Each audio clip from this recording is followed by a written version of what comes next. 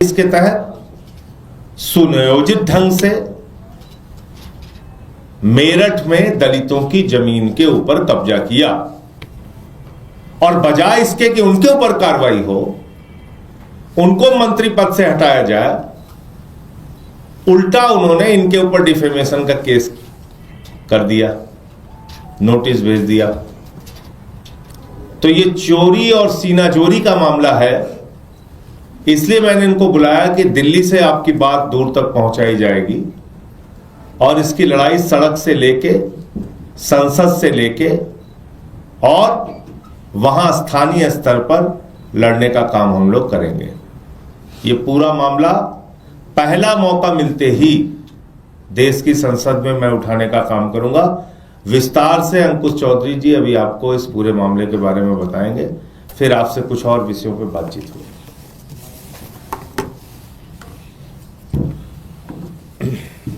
बहुत बहुत धन्यवाद।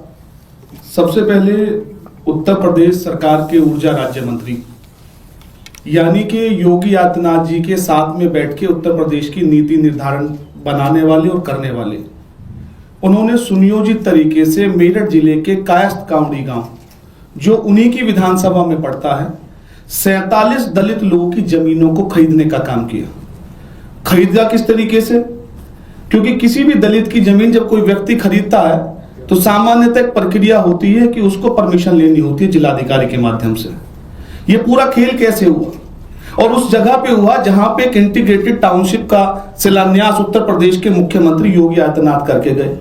क्योंकि वो सरकार में मंत्री हैं तो उनको सरकार की जानकारी की कहां क्या टाउनशिप आने वाली है, क्या प्लानिंग है, तो निसंदेह उनको वो सारी चीजें थी। जो जमीन औने पौने दामों में थी, दलितों की थी, जो कोई सामान्य व्यक्ति नहीं खरीद सकता था, उन्होंने उसको अपने धन बल के प्रभाव से, अपने राजनीतिक रसूख के हिसाब से, अपने मंत्री पद के उसके हिसाब से उन्होंने उस पर खरीदने का काम किया। आप देखिए ये पूरा का पूरा जो नेक्सस, जो पूरा खेल हुआ, इसको कैसे अमली जामा पहनाया गया। जो नियम ये है कि एसडीएम जो होता है, जो क्षेत्र अधिकारी होता है उस विधानसभा का, उसके पास दलित समाज का व्यक्ति जाता और परमिशन मांगता है। उसमें दो कारण होते हैं। एक कारण या तो वो गंभीर बीमारी से ग्रसित हो, गंभीर बीमारी यानी कि लाइलाज बीमारी, हार्ट की समस्या, किडनी फेलियर है, तमाम चीजें, यानी कि रूटीन की चीजें नहीं, या फिर वो व्यक्ति उस जिले से विस्थापित होकर अन्य जगह जा रहा है रोजी रोटी के लिए, तो उसकी प्रक्रिया है वो एसडीएम के यहाँ पे जाके आवेदन करता है, तहसीलदार से लेके नीचे तक के कर्मचारी उसका वेरिफिकेशन करते हैं। लेकिन आप देखिए 28/8/2024 को एक ही गांव के 11 लोग जाते हैं कि साहब हमको जमीन बेचनी है। एक ही गांव के 11 लोग एक ही तारीख को। फिर 2/9/2024 को 35 लोग जाते हैं एक ही गांव के। तो आप सोचिए क्या बस में बैठ के गए थे 35 लोग, या ऐसी क्या विपदा, क्या बीमारी कायस्थ गांव में आ गई थी जो दलित समाज के 47 लोगों को अपनी जमीन बेचनी पड़ रही है। इसके बाद में जिला चिकित्सालय, जहां से उनको बीमारी के सर्टिफिकेट बनने थे, यानी कि मेडिकल का परीक्षण उनका होना था। 7/9/24 को 15 लोग जाते हैं अपना मेडिकल कराने, 12/9/24 को 22 लोग जाते हैं, कुल 37 लोगों को गंभीर बीमारी होने का सर्टिफिकेट दे दिया जाता है और 9 लोगों को विस्थापित दिखा दिया जाता है, यानी कि ये कायस्थ गांवडी गांव से जा रहे हैं। आप देखिए सोमेंद्र तोमर उसी विधानसभा से चुन के आए, उसी का प्रतिनिधित्व करते हैं। हम मान लेते हैं कि कायस्थ गांवडी गांव में वो दलित समाज के लोग बीमार थे, क्या कोई महामारी वहां पे फैली थी? जिला चिकित्सा अधिकारी ने या डीएम साहब ने या मंत्री होने के नाते उन्होंने क्या किया? उन लोगों की अगर दलित बीमार थे उनके पास गए तो उनकी जमीन उन्होंने खरीद ली, उनसे कहा कि अपनी जमीन दे दो। ये एक मंत्री ने किया, उसने एक सरकार की तरफ से या मुख्यमंत्री की तरफ से या अपने से क्या उनकी मदद की? यहीं ये खेल खत्म नहीं होता। अंतोगत्ता एडीएम जो होते हैं, जो जिलाधिकारी के बिहाफ पे उनको परमिशन देते हैं, वहां पे बड़ा खेल हुआ। 10/9/2024 को 18 लोग गए, उनको परमिशन मिल गई। 11/9/2024 को 6 लोग जाते हैं और 13/9/24 को 22 लोग जाते हैं। कुल 46 लोग ये परमिशन लेने जाते हैं। और जब ये 46 लोग परमिशन लेने, यानी कि 3 दिनों के अंदर एडीएम मेरठ के उनको परमिशन दे देते हैं 46 लोगों को। और उसी दिन, उसी के बाद 7/10/2000 ये 8 दलित व्यक्ति जितने हैं 47 के 47 लोगों की जमीन का बैनामा एक ही दिन में माननीय मंत्री जी करा लेते हैं 13/9/2024 को, एक ही दिन में। तो 47 लोगों की जमीनों को किस तरीके से सरकारी तंत्र का दुरुपयोग करके इन्होंने खरीदा, और इसको लेके 10 तारीख को हम लोगों ने मेरठ में 10/11/2025 को एक प्रेस कॉन्फ्रेंस आयोजित की, और उसमें तमाम चीजें हमने रखी। कोई हमने हवा में नहीं लगा, ये सर्टिफाइड कॉपियां हैं, ये सारे बैनामे हैं।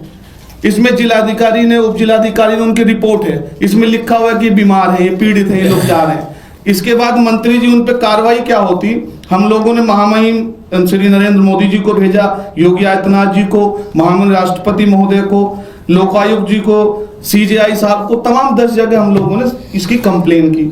उसके बाद होता क्या है, राज्य मंत्री पे कार्रवाई तो नहीं होती, 5 करोड़ का डेफिमेशन का हम लोगों को नोटिस भेज दिया जाता है कि 5 करोड़ की मानहानि हो गई। तो हम माननीय सोमेंद्र तोमर जी से कहना चाहते हैं, हम लोग आदरणीय सांसद संजय सिंह के सिपाही हैं, सड़क पे भी हम लोग संघर्ष करेंगे, इनकी लूट की खुली छूट के खिलाफ विरोध करेंगे। आपने 5 करोड़ का नहीं, आप जितना चाहे नोटिस भेज दीजिए, हम जेल जाने के लिए, सड़कों पर संघर्ष करने के लिए तैयार हैं। बाबा साहब डॉक्टर भीमराव अंबेडकर जी ने संविधान में जो ताकत दी है, गरीबों का, मजलूमों का हम शोषण नहीं होने देंगे।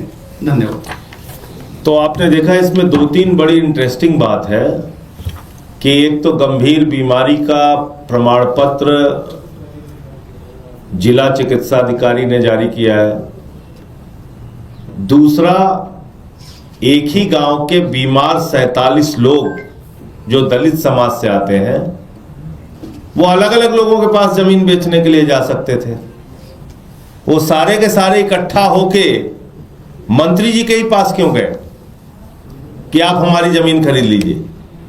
इसका मतलब जो आरोप है कि इस सुनियोजित साजिश के तहत दलितों की जमीन खरीदी गई, ये पूरा वो मामला है।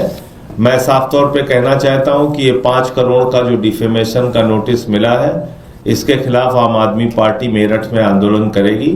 सदन में भी मैं ये मामला उठाऊंगा, सोमेंद्र तोमर की ये जो जमीन घोटाले का मामला है, और इसके अलावा जरूरत पड़ेगी तो वहां पर हम लोग रैली सभा करके भी इसका विरोध करेंगे।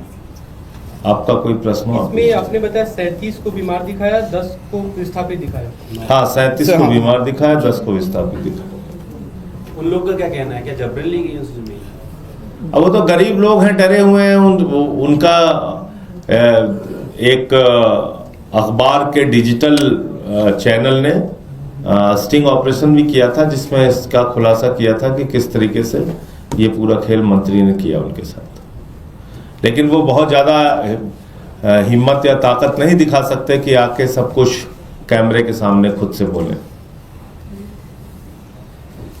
आज संसद में, लोकसभा में चर्चा हुई जो वंदे मातरम गीत के 150 साल पूरे होने पे प्रधानमंत्री ने अपनी बात रखी। उन्होंने जो पहले प्रधानमंत्री थे पंडित जवाहरलाल नेहरू, उन्हें लेकर निशाना साधा कि उन्होंने दबाव में आकर इसमें एक तरह से कई बदलाव किया और पीछे हटे इस मामले। देखिए, मैं एक एक चीज स्पष्ट कर रहा हूं।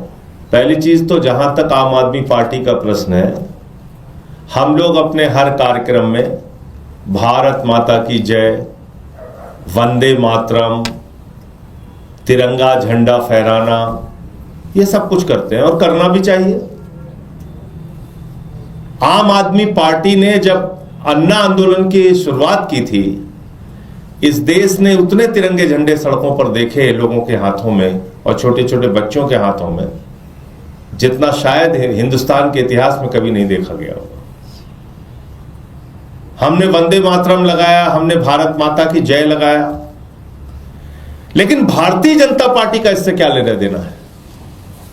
मैं आप लोगों के माध्यम से देश की सरकार से, भारतीय जनता पार्टी से पूछना चाहता हूं कि जब शहीद आजम भगत सिंह वंदे मातरम का नारा लगा रहे थे, शहीद रोशन सिंह, शहीद राजेंद्र लाहिड़ी, शहीद राम प्रसाद बिस्मिल, शहीद अशफाक उल्लाह, सब जब पूरे हिंदुस्तान के जो क्रांतिकारी हैं वो वंदे मातरम का नारा लगा रहे थे, तो आरएसएस क्या कर रही थी? बीजेपी के पुरखे क्या कर रहे थे? ये कह रहे थे हिंदुस्तान के टुकड़े होने चाहिए, 2 राष्ट्र बनना चाहिए। ये कह रहे थे 3 रंग अशुभ होता है, तिरंगे झंडे को अस्वीकार करना चाहिए। ये कह रहे थे श्यामा प्रसाद मुखर्जी की चिट्ठी है, रिकॉर्डेड हिस्ट्री है, फजलुल हक।